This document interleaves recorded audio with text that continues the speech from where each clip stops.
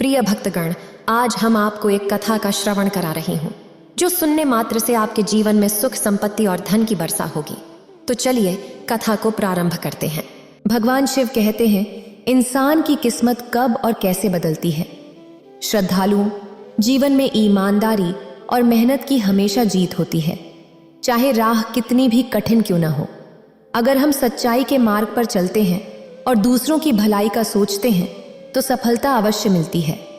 बुराई का रास्ता हमें कुछ समय के लिए सुख दे सकता है, लेकिन उसका परिणाम हमेशा दुखद होता है। इसलिए सच्चाई, धैर्य और ईश्वर पर विश्वास रखना जरूरी है।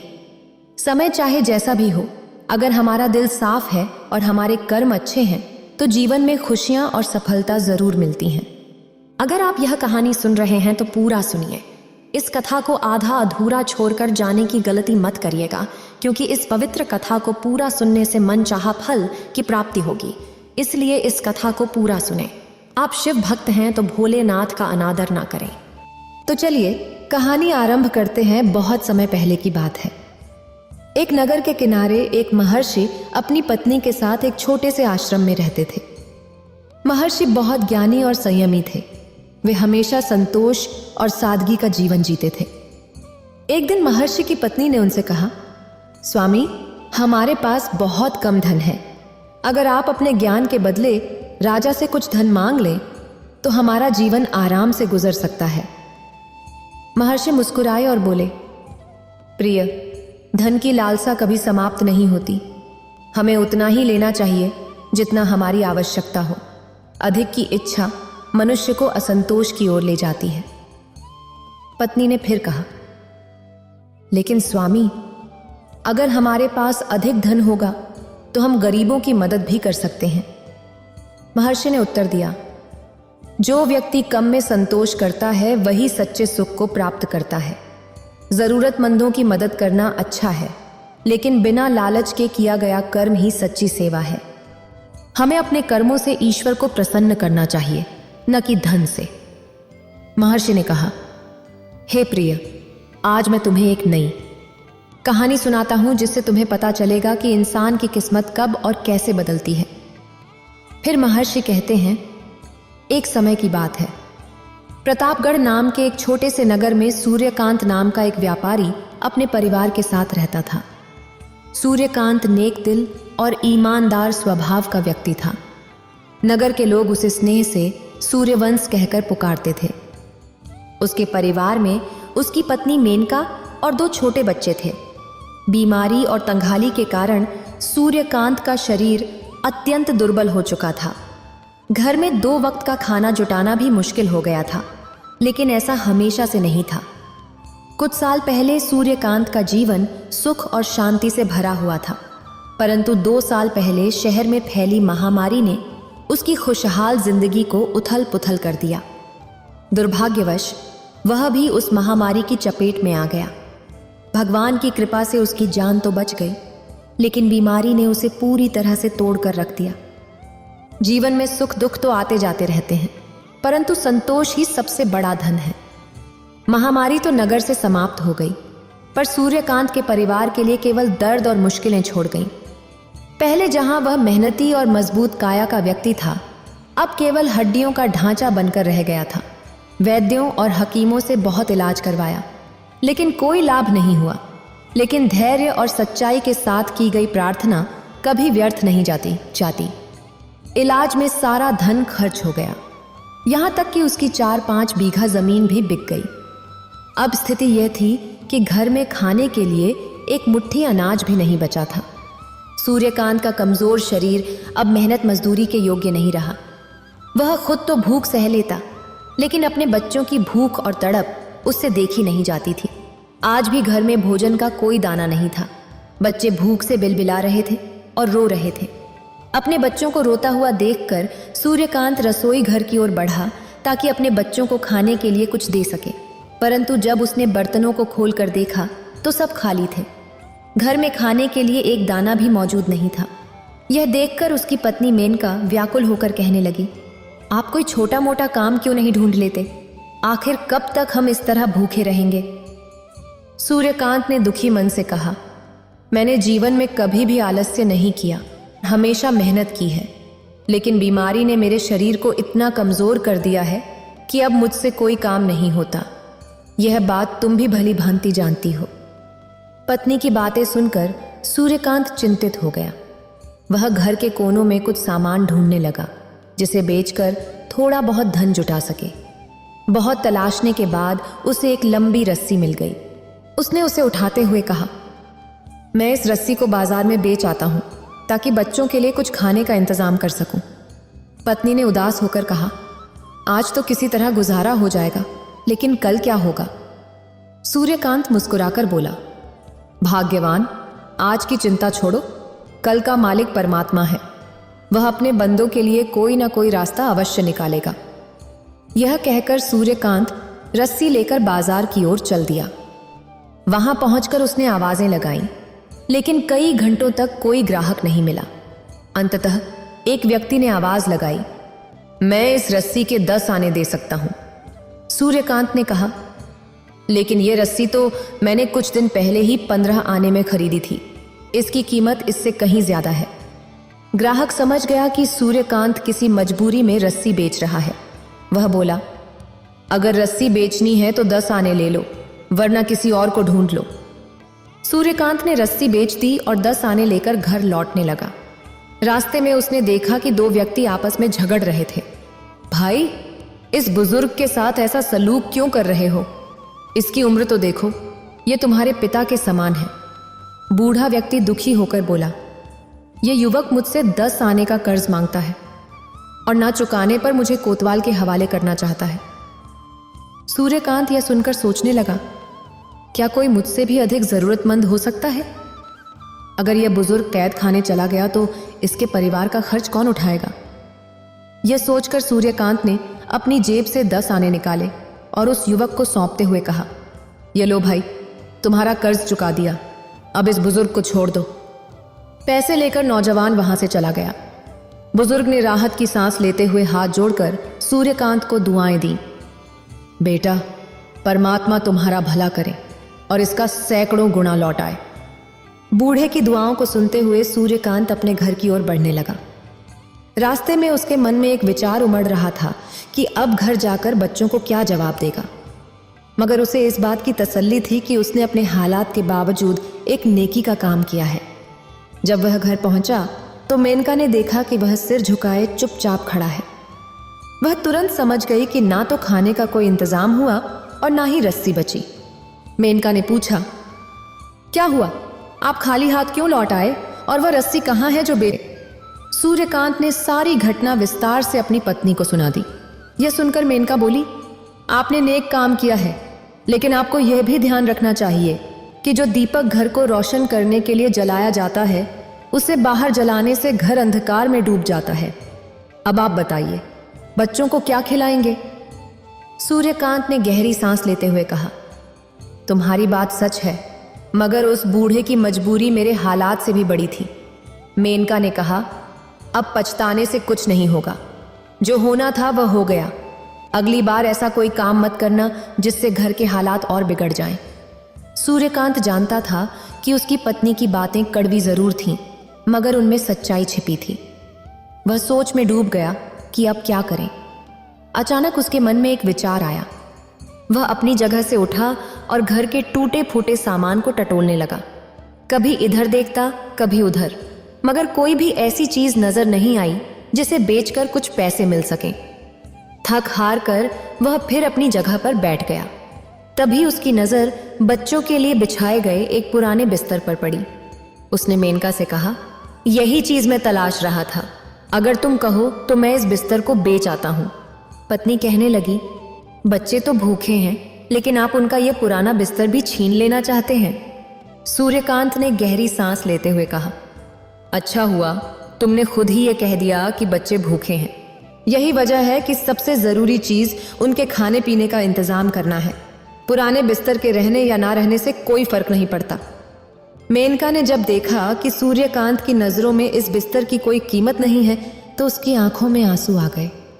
उसने रूंधे गले से कहा, ठीक है, इसे समेट लो और बेच डालो, लेकिन याद रखना इसे कम दाम में मत बेचना, ताकि हमारे बच्चों का पेट कुछ दिन तो भर सके। सूर्यकांत के पास अब कोई जवाब नहीं था। उसने चुपचाप सिर झुकाया, बिस्तर को लपेटा और घर से बाहर निकल पड़ा। वह निरंतर चलता रहा और एक ऐसे बाजार में पहुंचा जहां पुरानी और नई चीजों की खरीद फरोख्त होती थी। वहां उसने आवाज लगाई, पुराना बिस्तर बेचने के लिए है? मगर बहुत कम लोग उसकी ओर ध्यान दे रहे थे। जो थोड़े बहुत खरीदार आते, वे बिस्तर को उलट पलट कर देखते, उसमें कमियां निकालते और आगे बढ़ जाते।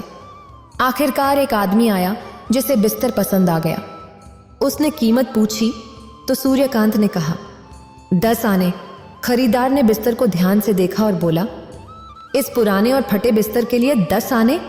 कोई मूर्ख ही होगा जो इतना पैसा देगा। यह कहकर वह आगे बढ़ने लगा। सूर्यकांत घबरा गया और उसके पीछे दौड़कर उसका हाथ पकड़ लिया। उसने विनती की, हुजूर, ऐसा अन्याय न करें, मुझे पैसों की सख्त ज़रूरत है। आप चाहे तो इसे कम दाम पर ले लीजिए। आखिरकार सौदा 8 आने में तय हो गया। सूर्यकांत ने पैसे लिए और घर की ओर रवाना हुआ। रास्ते में वह सोचने लगा, अब इन पैसों से बच्चों के लिए ऐसा क्या खरीदूं जिससे उनका पेट भर सके। उसी समय उसने देखा कि एक बुजुर्ग महिला अपने जवान बेटे का हाथ पकड़े हुए कह रही थी, मुझे किसी वैद्य के पास ले चलो बेटा। लेकिन नौजवान झुंझलाकर बोला, माँ, मुझे जाने दो, मेरे पास तेरे इलाज के लिए पैसे नहीं हैं। सूर्यकांत ने यह दृश्य देखा तो आगे बढ़कर उनसे झगड़े की वजह पूछी। बुजुर्ग महिला ने कहा, मैंने इसे पालने के लिए दिन रात मेहनत की, लेकिन अब जब मैं बीमार हूं तो यह मेरी मदद करने से पीछे हट रहा है। फिर वह युवक बोला, मैं जानता हूं कि माँ ने मेरी परवरिश में कितनी मेहनत की, मगर मैं मजबूर हूं। मेरे पास इतना पैसा नहीं है कि मैं इसका इलाज करा सकूं। सूर्यकांत ने यह सुना तो उसका दिल पसीज गया। उसने अपनी चादर में बंधी सारी रकम निकाली और युवक के हाथों में रख दी। युवक को विश्वास ही नहीं हो रहा था कि कोई अजनबी उसकी मां की मदद के लिए अपनी जमा पूंजी सौंप सकता है। सूर्यकांत के दिल में संतोष था, लेकिन उसके पास अब अपने बच्चों के लिए कुछ भी नहीं बचा था। फिर भी उसे इस नेक काम की खुशी थी जो उसके मन में गूंज रही थी। लेकिन अब सूर्यकांत के मन में बच्चों का ख्याल आकर उसे बेचैन कर रहा था। वह घर की ओर बढ़ तो रहा था, मगर उसके कदम भारी थे और दिल में खुशी और चिंता का अजीब मिश्रण था। इस समय उसे महसूस हो रहा था कि नेकी करना आसान है, लेकिन अपनी भूख को नजरअंदाज करना बिल्कुल भी नहीं हो रहा था। उस बूढ़ी माँ का बेटा सोचा कि वह सूर्यकांत के चरणों में गिर पड़े, लेकिन सूर्यकांत ने उसे ऐसा करने से रोक दिया और कहा, मित्र, तुम इन पैसों से अपनी ज़रूरतें पूरी करो और अपनी माँ का इलाज करवाओ। यह सुनकर माँ बेटा दोनों वहां से चले गए, परंतु सूर्यकांत के मन में तरह तरह के विचार उमड़ने लगे। सूर्यकांत बेचारा परेशान था, कभी इधर देखता तो कभी उधर। कुछ समय बाद वह घर की ओर चल पड़ा, लेकिन भूख और कमजोरी के कारण उसके कदम डगमगाने लगे। फिर भी अपने बच्चों की खातिर वह किसी तरह घर तक पहुंचा। उसने दरवाजे पर दस्तक दी। उसकी पत्नी मेनका और बच्चे बेसब्री से उसका इंतजार कर रहे थे। दरवाजा खुलते ही मेनका के चेहरे पर खुशी के भाव थे, लेकिन जैसे ही उसने सूर्यकांत के चेहरे की मायूसी देखी, उसकी खुशी भी उदासी में बदल गई। पत्नी कहने लगी, आप फिर खाली हाथ लौट आए, आखिर आपने ऐसा क्यों किया? सूर्यकांत ने सिर झुकाकर पूरी घटना सुनाई। सारी बात सुनकर मेनका गुस्से में बोली, हे प्रिय, आपको दूसरों की मदद तो दिखाई देती है, लेकिन अपने बच्चों की भूख क्यों नजर नहीं आती? बच्चे भूख से बिलख रहे थे। सूर्यकांत की आंखें भर आईं। वह धीमे स्वर में बोला, भगवान सब कुछ देख रहा है, उसने हमें मुश्किल में डाला है, वही हमें रास्ता दिखाएगा। मेनका कहने लगी, अब तो घर में ऐसा कुछ भी नहीं बचा जिसे आप गिरवी रख सकें। सूर्यकांत इधर उधर देखने लगा और बोला, वह पुरानी संदूक कैसी रहेगी? उसे गिरवी रख दूं तो शायद कुछ पैसे मिल जाएं। मेनका ने नाराजगी से कहा, यह संदूक तो कोई खरीदेगा भी नहीं, इसे दान कर दो या तोड़ दो। सूर्यकांत ने संदूक उठाई और बोला, हे प्रिय, बच्चों की खातिर यह कदम उठाना जरूरी है। संदूक लेकर वह बाजार पहुंचा और एक साहूकार के पास गया। उसने साहूकार से कर्ज मांगा, लेकिन साहूकार ने संदूक देखकर नाक भौं सिकोड़ते हुए कहा, यह पुरानी संदूक गिरवी रखने के लायक नहीं है।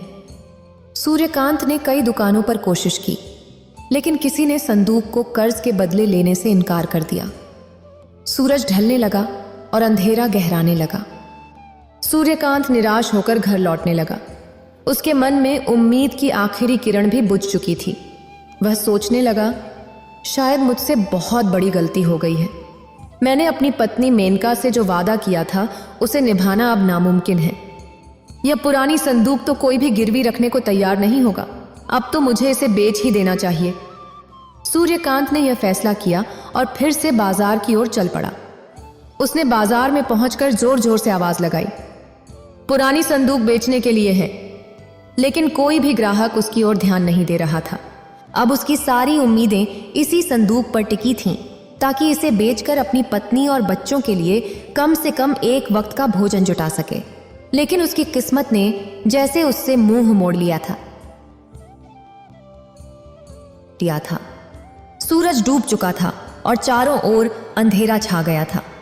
पूरा बाजार खाली हो गया था और सूर्यकांत अकेला खड़ा रह गया। थक हार कर सूर्यकांत एक मकान की खिड़की से आ रही मध्यम रोशनी के पास जाकर बैठ गया। उसके मन में तरह तरह के विचार उमड़ने लगे। वह सोच रहा था कि खाली हाथ घर जाकर वह मेनका और बच्चों को क्या जवाब देगा। इसी बीच उसकी सोच को एक आवाज ने तोड़ दिया। यह आवाज एक मछली बेचने वाले की थी। वह भी गरीब और परेशान था। मछली बेचने वाले के पास केवल एक लाल रंग की मछली बची थी। मछली बेचने वाला भी वहीं आकर बैठ गया जहां सूर्यकांत बैठा था।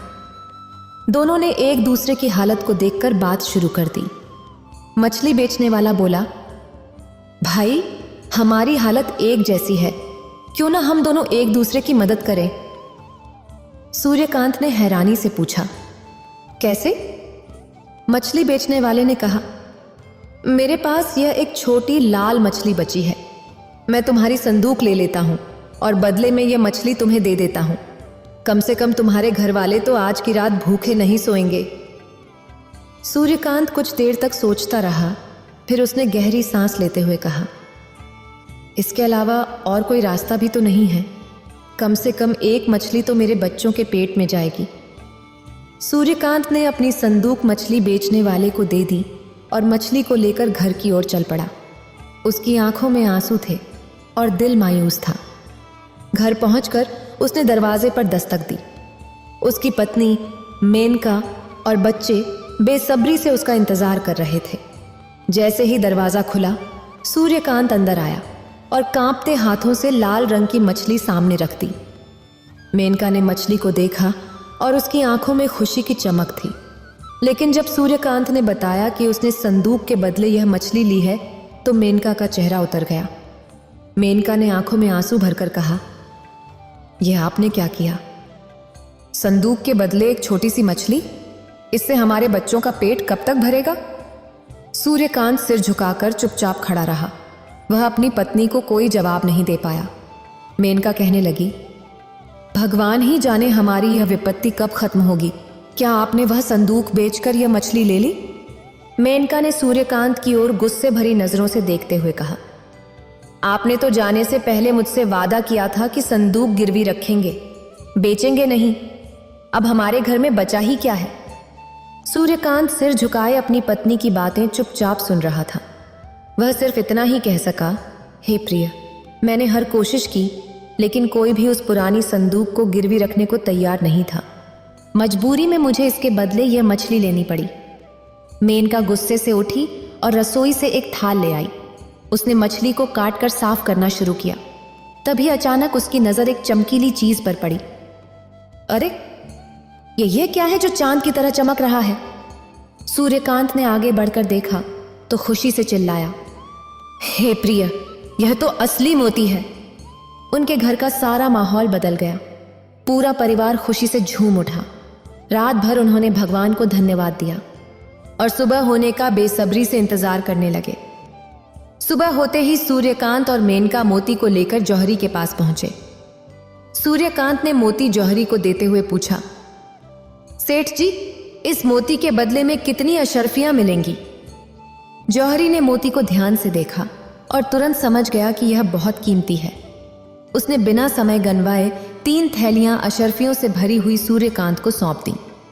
सूर्यकांत और मेनका खुशी खुशी घर लौटे। अब उनके घर में किसी चीज की कमी नहीं थी। 1 साल के भीतर सूर्यकांत का पूरा जीवन बदल गया। पहले जो गरीब और कमजोर सूर्यकांत था, अब वह तंदुरुस्त और अमीर व्यापारी बन चुका था। यह खबर पूरे नगर में फैल गई कि सूर्यकांत को एक मछली के पेट से कीमती मोती मिला है। समय के साथ यह बात उस मछली बेचने वाले तक भी पहुंच गई जिसने वह मछली सूर्यकांत को दी थी। वह मछली बेचने वाला अगले दिन सूर्यकांत के घर पहुंचा। सूर्यकांत ने उसे देखते ही पहचान लिया और मुस्कुराते हुए कहा, आओ मित्र, तुम्हारी दी हुई मछली ने मेरी किस्मत बदल दी है। सूर्यकांत ने उसका खूब सत्कार किया। बातचीत के दौरान मछली बेचने वाले ने कहा, सूर्यकांत भाई, मेरी दी हुई मछली की वजह से ही तुम अमीर बने हो। क्या मुझे इनाम में कुछ नहीं मिलेगा? सूर्यकांत ने एक पल सोचा और फिर अंदर जाकर एक थैली में 100 अशर्फियां भरकर बाहर आया। उसने थैली देते हुए कहा, मित्र, ये तुम्हारे लिए मेरा तोहफा है। लेकिन लालच में आकर मछली बेचने वाला कहने लगा, 100 अशर्फियां काफी नहीं है, मुझे तुम्हारी कमाई का आधा हिस्सा चाहिए। यह सुनकर सूर्यकांत ने गंभीर स्वर में कहा, मैंने अपनी ईमानदारी से तुम्हें इनाम देना चाहा, लेकिन यह मेरी नेकी है कि मैं तुम्हें 100 अशर्फियां दे रहा हूं। वह आदमी कहने लगा, नहीं सूर्यकांत, मैं तो तुमसे अपना हिस्सा मांग रहा हूं। सूर्यकांत ने शांत स्वर में कहा, मैंने तुमसे जब वह मछली खरीदी थी तो उस सौदे के साथ जो कुछ भी उसमें मौजूद था वह सब मेरा अधिकार है। उस मोती को बेचकर जो भी दौलत मिली है वह पूरी तरह मेरी है। जब दोनों के बीच बहस तेज हो गई तो आसपास के लोग भी वहां इकट्ठा हो गए।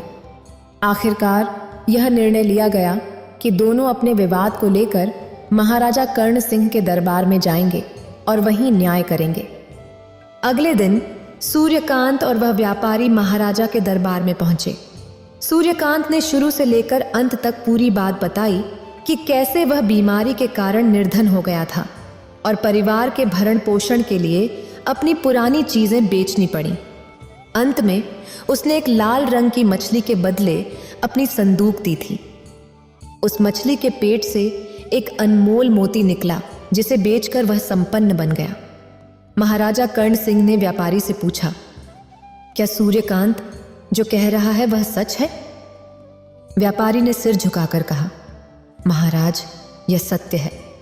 मैंने ही उसे वह मछली दी थी और बदले में उसकी संदूक ली थी, लेकिन मैंने केवल मछली बेची थी। उसके पेट में क्या है इसकी मुझे जानकारी नहीं थी। महाराजा ने फिर पूछा, क्या तुम स्वयं मछलियां पकड़ते हो? व्यापारी बोला, नहीं महाराज, मैं तो मछलियां मछुआरों से खरीदकर बेचता हूं। महाराजा कर्ण सिंह ने गंभीर स्वर में कहा, अगर तुम मछली के पेट में निकले मोती पर अपना अधिकार जताते हो तो उस मछुआरे को भी भुलाना नहीं होगा जिसने वह मछली पकड़ी थी। व्यापारी मछुआरे को ढूंढने गया, लेकिन वह नहीं मिला। निराश होकर व्यापारी ने एक अन्य मछुआरे को झूठी गवाही के लिए तैयार कर लिया। अगले दिन दरबार में मछुआरा आया और झूठी गवाही दी कि उसने ही वह मछली व्यापारी को बेची थी। लेकिन महाराजा कर्ण सिंह की चतुराई से सारा भेद खुल गया। उन्होंने मछली का रंग पूछकर सच्चाई उजागर कर दी। महाराजा ने व्यापारी से कहा, तुम्हारी लालच ने तुम्हें अंधा कर दिया है। नियम के अनुसार तुम्हें सजा मिलनी चाहिए, लेकिन मैं इसका निर्णय सूर्यकांत पर छोड़ता हूं। सूर्यकांत ने विनम्र स्वर में कहा, महाराज, इस व्यक्ति की दी हुई मछली ने ही मेरी गरीबी दूर की है। मैं इसे माफ करता हूं और अपनी खुशी से इसे 100 अशर्फियां इनाम में देना चाहता हूं। यह सुनकर व्यापारी सूर्यकांत के पैरों में गिर पड़ा और क्षमा मांगने लगा। महर्षि अपनी पत्नी से कहते हैं, हे प्रिय, यही सीख है कि ईमानदारी और उदारता का सदा सम्मान होता है, जबकि लालच अंततः हार जाता है। श्रद्धालुओं, इंसान की किस्मत तब बदलती है जब वह मेहनत, ईमानदारी और सब्र के रास्ते पर चलता है। जीवन में कठिनाइयां हर किसी के हिस्से में आती हैं। ईश्वर भी उन्हीं की मदद करते हैं जो खुद की मदद करने के लिए तैयार रहते हैं। इसीलिए कभी भी हालातों से घबराएं नहीं, बल्कि धैर्य और आत्मविश्वास के साथ आगे बढ़ते रहें। क्योंकि मेहनत का फल एक ना एक दिन जरूर मिलता है। महर्षि की बातें सुनकर उनकी पत्नी ने सिर झुका लिया और कहा, आप सही कह रहे हैं स्वामी, मैं अब कभी अधिक की इच्छा नहीं करूंगी और संतोष के साथ जीवन व्यतीत करूंगी। इस वीडियो को बोलते समय कोई त्रुटि हो तो मैं क्षमा चाहती हूँ। उम्मीद है आप सभी को ये वीडियो अच्छी लगी होगी। अगर आप शिव के सच्चे भक्त हैं तो चैनल को सब्सक्राइब और वीडियो को लाइक करके कमेंट में हर हर महादेव लिख दीजिए।